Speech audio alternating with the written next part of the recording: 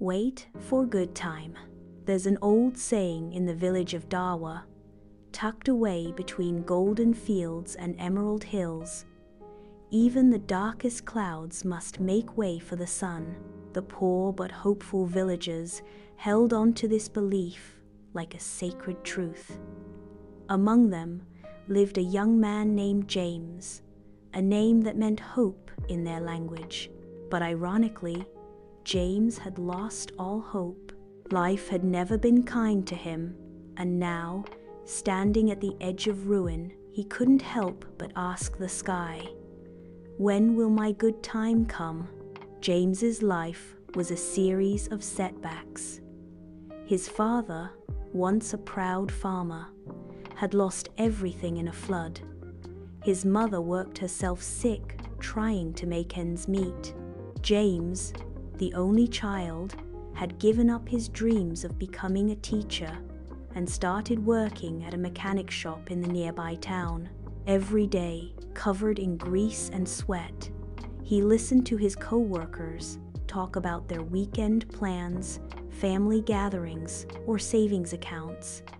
He had none of those. At night, James would return to their small, broken home.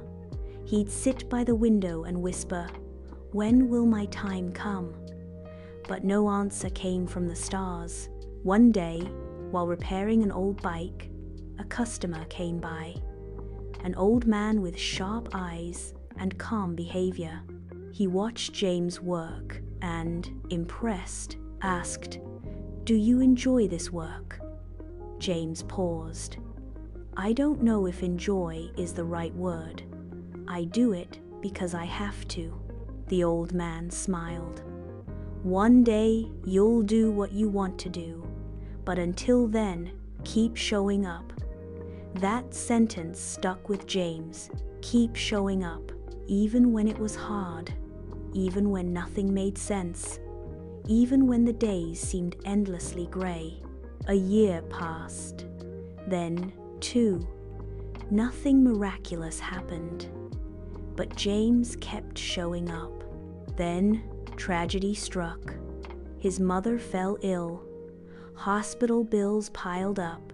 James worked overtime, skipped meals, and even sold his old bicycle to pay for her medicines. There were nights he cried silently. He would walk into the fields, scream at the stars, and beg for mercy. Still, nothing changed. One afternoon, the same old man returned while he was closing the shop. He handed James a sealed envelope and said, "I never forgot you. Read this when you're alone." Inside the envelope was a letter and a scholarship offer. The old man was the founder of a technical training institute. He had been observing James all along. "I see resilience in you," the letter read. "You waited, you fought, you never gave up. Now it's your time." The course wasn't easy. James had to study while working part-time, but he was fueled by hope, now something he hadn't felt in years. He learned fast, graduated at the top of his class, and, within a year, got a job at a car company in the city.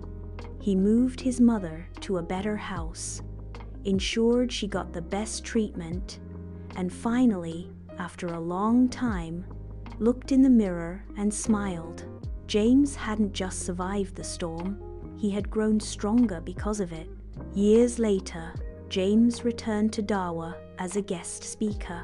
He stood in front of a crowd of young men and women and said, "I waited, I cried, I doubted, but I didn't stop.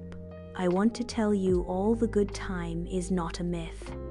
It exists, but it's waiting for you on the other side of your struggle. Don't rush it. Don't curse the delay. Wait for it with courage, because once it arrives, you'll understand why it took so long."